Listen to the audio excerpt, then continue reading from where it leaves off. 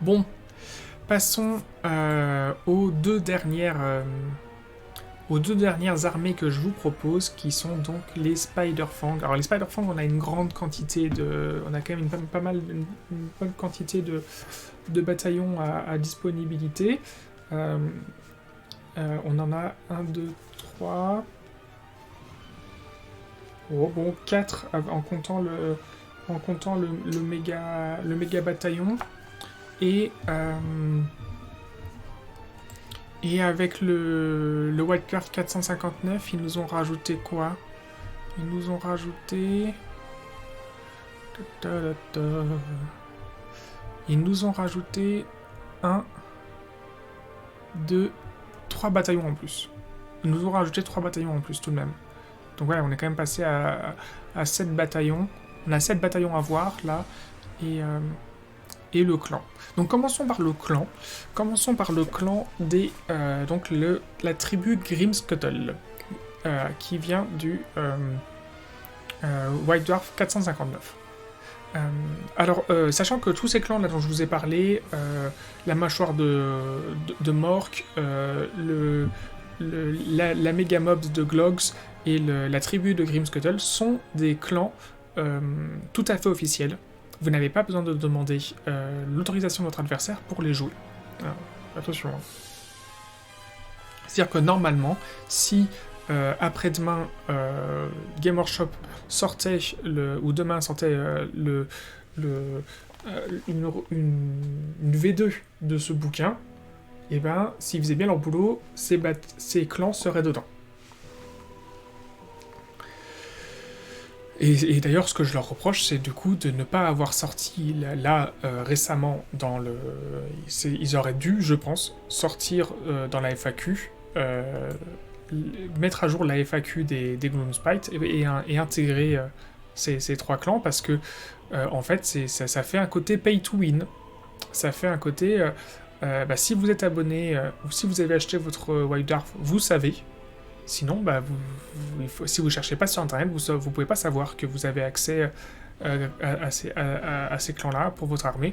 Et personnellement, je considère qu'à partir du moment où vous avez vous avez acheté le Battle Tome de votre armée, vous devez avoir accès à toutes les règles qui concernent votre armée. Mais bon. Bref. Alors, du coup, voyons la tribu de Grimskuttle.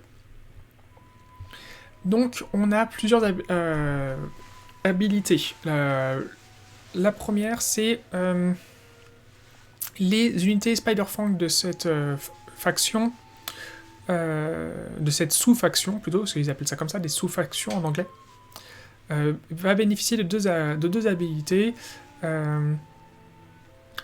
et elles sont toutes les deux axées sur le fait d'affronter des armées qui sont puissantes en magie. Donc la première, c'est la défense des grottes de Chiche. À chaque fois qu'un Spider-Fang Grimskuttle, qu'une unité Spider-Fang Grimskuttle est affectée par un sort ou un sort persistant, vous pouvez décider de l'ignorer sur un 5+. Plutôt cool. C'est plutôt cool. Ensuite, Drone to the Edge, enfoncez-vous dans la lumière de l'éther, de la Aether. Les unités Arachnarok Skitterstrand peuvent relancer leur jet pour toucher raté contre les prêtres et les sorciers. Ce qui est plutôt cool, ce qui va vous permettre notamment de effectuer vos jets d'attaque pour les attaques de avoir plus de chances de faire vos attaques mortelles. C'est cool. C'est cool. Voilà, donc ça c'est plutôt sympa. Mais bon, focus sur les prêtres et les sorciers. Et c'est donc les Arachnarok Skitterstrand, ce sont celles qui sont à poil. Ensuite, vient l'aptitude de commandement. Au début de votre phase de mouvement, vous pouvez choisir une unité Spider-Fang de Grimskuttle qui est Woolly Within, donc entièrement à 12 pouces de votre héros. Et cette unité Ken peut se retirer et charger au même tour. Voilà, donc c'est plutôt cool. Plutôt cool. Là, en l'occurrence, c'est plutôt cool. Sachant que la seule unité qui a un bonus en charge chez les... alors, on va fermer ça. Ça, on va le garder. Maintenant, on peut le fermer. Ça c'est des trucs qu'on a vus la semaine dernière, donc ça, c'est bon. On n'a plus besoin de ça. Sachant que... Alors, tout voir. Parmi les araignées, la seule qui a un bonus en charge, c'est la tribu. La War Party.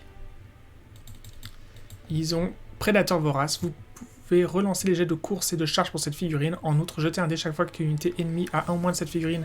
Après que cette figurine effectue un mouvement de charge sur 2+, l'unité ennemie subit des 3 blessures mortelles. Donc, c'est clairement cette figurine-là qui, d'un point de vue règle et synergie de base, va bénéficier de cette règle qui vous permet donc de cette aptitude de commandement. Mais bon, il faut être Willy Within faut que votre War Party soit entièrement à 12 pouces de votre héros pour pouvoir faire ça. Donc une retraite et une charge dans le même tour. Le trait de commandement prophète de la reine Spider, de la déesse araignée. Donc si votre général est un web spinner chaman, il est obligé d'avoir ce trait de commandement.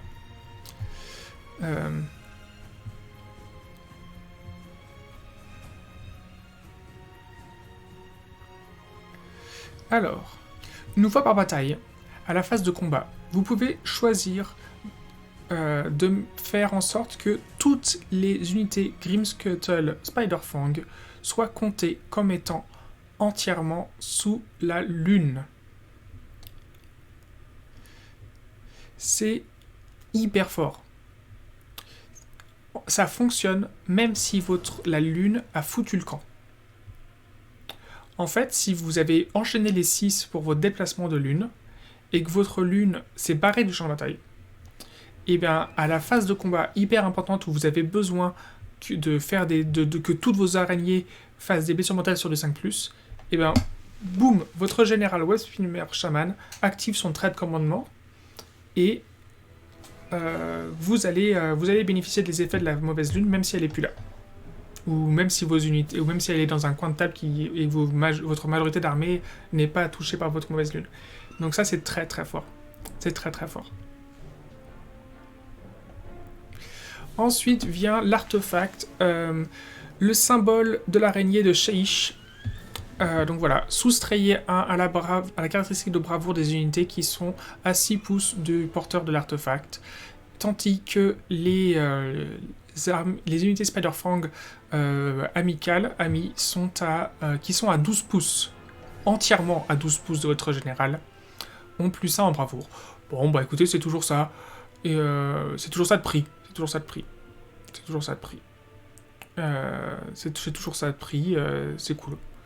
Donc on est quand même sur un clan qui est assez fort. Hein. On est quand même sur un clan qui est assez fort. Voyons les armées que je vous propose. D'abord, je vous propose d'être sur... Qu'est-ce qu'il me fait là? Pourquoi il a une sélection comme ça? Ah ouais.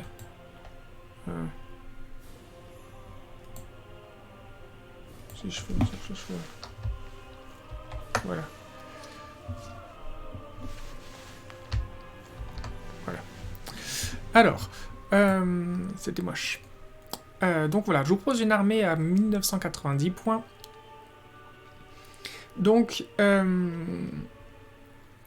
sachant que là, le principe, c'est de prendre le clan. Bien sûr, on prend le clan des Scuttle, mais d'aller utiliser uniquement des bataillons du Battletome de base. Dans l'autre liste d'armées que je vous propose, on ira chercher les bataillons du White Dwarf. D'accord? Donc d'abord, voyons les bataillons du Battletome. D'abord, le couvain d'Arachnarok. Vous pouvez relancer les jets de touche de 1 pour les attaques effectuées par une figurine de ce bataillon qui se trouve à 6 ou moins d'une autre figurine de ce même bataillon. Alors,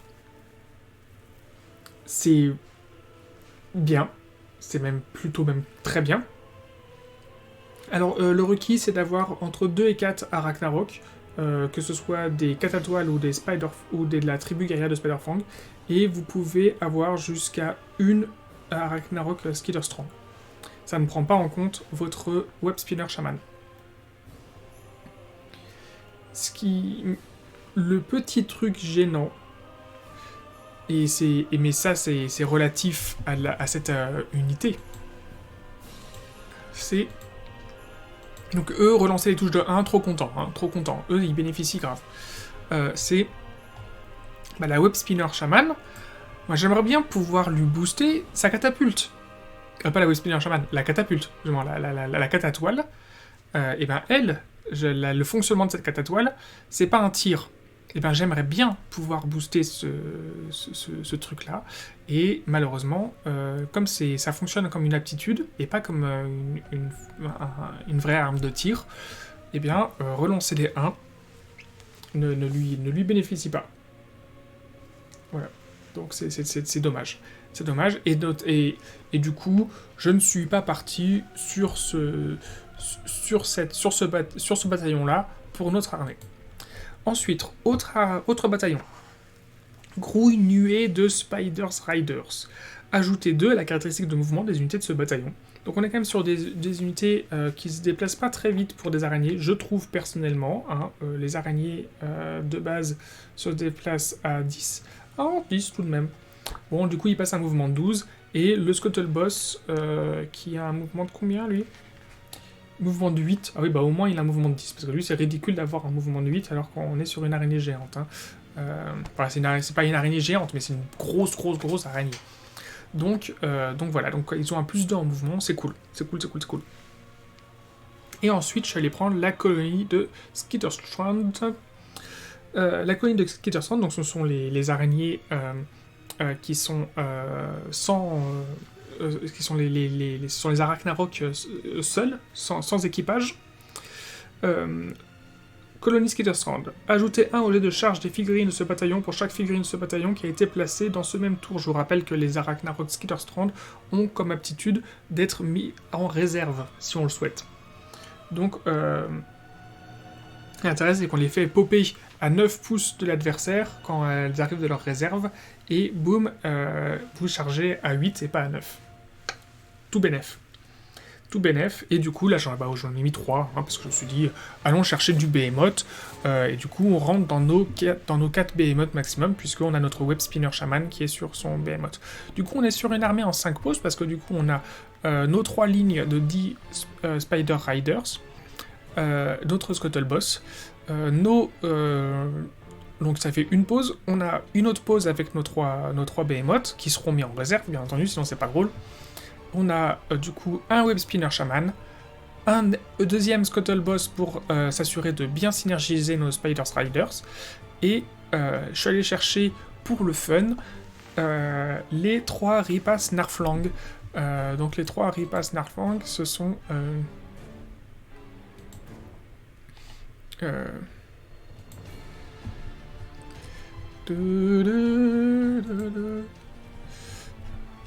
Ce sont eux.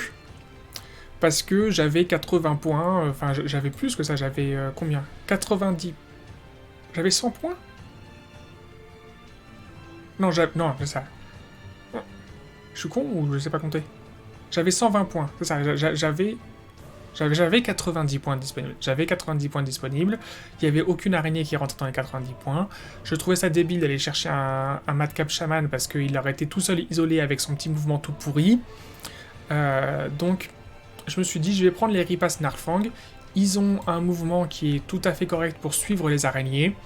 Et c'est drôle, c'est des jolies figurines. Ils peuvent aller tuer un héros adverse isolé s'il faut. Enfin, un sorcier adverse isolé.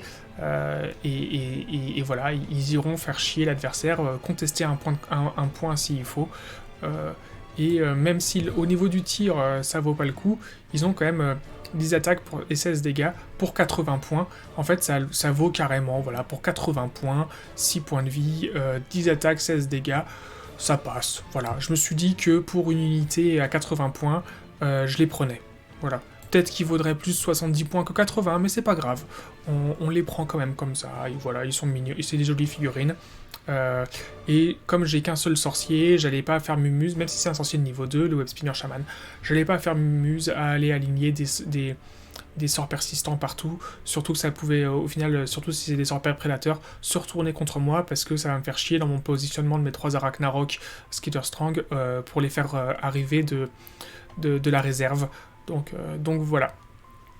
Voilà pour cette armée, donc à 1990 points, que je vous propose, et très sérieusement, le jour où ils nous ressortent des figurines de Spider Riders qui soient jolies, et éventuellement aussi des nouvelles figurines de Scuttle Boss qui soient sympas, et ben c'est l'armée que je jouerai.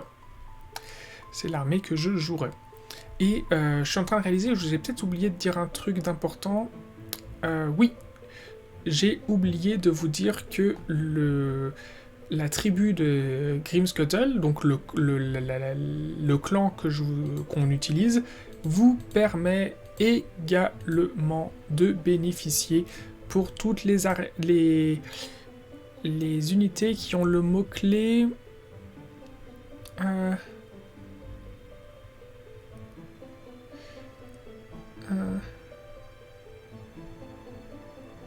Alors, il faut à tout prix que votre général soit Spider-Frank.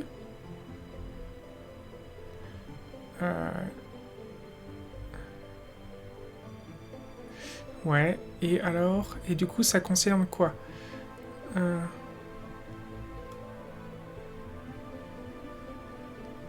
D'accord, c'est les Spider Riders uniquement. Là, pour le coup, c'est pas le mot-clé Spider-Fang qui est pris en compte, c'est Spider Riders. Donc, vos araignées de base, où est-ce qu'elles sont? Les mochetés... Elles sont là. Ces unités-là pourront bénéficier du Loon Shrine dans le cas précis où vous êtes dans ce clan-là et que votre général est du clan. Voilà. Donc dans ce cas précis, vous pouvez ressusciter vos grottes Spider Riders grâce au Loon Shrine, ce qui est tout à fait pratique parce que là du coup on a 3 x 10 Spider Riders et c'est cool. Et alors là vous constatez qu'on est quand même sur des caractéristiques qui sont aussi très très stables, hein, comme pour les squeaks de base, voilà, 30 attaques, 30 dégâts, 20 tirs, 20 dégâts, etc. Alors en tir ils sont pas foufou, hein, ils sont sur du 5+5+, mais ils font 2 tirs par tête, donc c'est toujours ça de prix. C'est toujours ça de prix. Par contre au niveau des attaques, bien sûr c'est les araignées qui sont plus efficaces que leurs monteurs, que les gobelins, leurs grottes. Après l'intérêt aussi c'est qu'on va aller chercher bien sûr les blessures mortelles grâce au venin d'araignée. Et voilà. Et donc là, on est sur une armée à 39 figurines, ce qui est vraiment pas beaucoup. Hein. C'est vraiment pas beaucoup. Hein. On est quand même sur une armée à 39 figurines. On a 4 Behemoths, avec nos 3 Arachnarok. Mais on est sur un total d'attaque de 244 attaques pour un potentiel de 282 touches et 134 blessures. Ce qui est en fait, même si on a très peu de figurines, complètement dans la moyenne, dans les stats, et même des stats plutôt hautes, par rapport à ce que j'ai pu vous présenter dans d'autres armées. Donc effectivement, là, on est dans une armée qui est peu populeuse, qui est même dans un niveau de population au niveau des trolls, quoi. Hein. L'armée de trolls que je suis en train de monter, il y a 34 figurines. Là, pour cette armée de Spider-Fang, on a 39 figurines, donc c'est pas ouf. Par contre, on est en termes sur le papier, hein, un potentiel de dégâts qui est tout à fait élevé et un nombre de blessures qui correspond à ce que je vous présentais chez les Stormcast Eternal ou ce que je vous présentais chez les Slaves to Darkness. Donc, finalement, je considère que c'est à peu près équilibré. Hop là, on a changé... Oui, continue la musique. Mais non, mais ça, on l'a déjà écouté la dernière fois. Bon, c'est pas grave, on aime bien. Donc voilà. Donc, je considère que... à voir ce que ça peut valoir sur le terrain. Évidemment, pas évident de tenir de tenir les éléments, les objectifs avec uniquement 30 Spider Riders. Après, l'objectif, c'est effectivement c'est de shooter les unités adverses. C'est pas uniquement de se mesurer nombre contre nombre, mais c'est également faire des dégâts pour prendre la place des trucs. Donc voilà. Il était possible d'aller chercher le super bataillon dans les 2000 points, mais là ça faisait une armée qui était vraiment complètement bancale en termes de figurines, etc. Et on se faisait complètement dicter la composition de l'armée par la charte du super bataillon. Donc voilà, c'était dommage, je suis pas allé le faire. Mais le bonus donc de la traqueuse de Spider-Fang, c'est vous pouvez relancer les jets de sauvegarde de 1 contre l'attaque qui cible les unités de ce bataillon tant que l'unité ciblée est entièrement à 24 ou moins d'un sorcier Spider-Fang de ce bataillon, donc ce qui est assez fort. Hein, ce qui est assez fort. Voilà. Ça rajoute une grosse survivabilité à votre armée.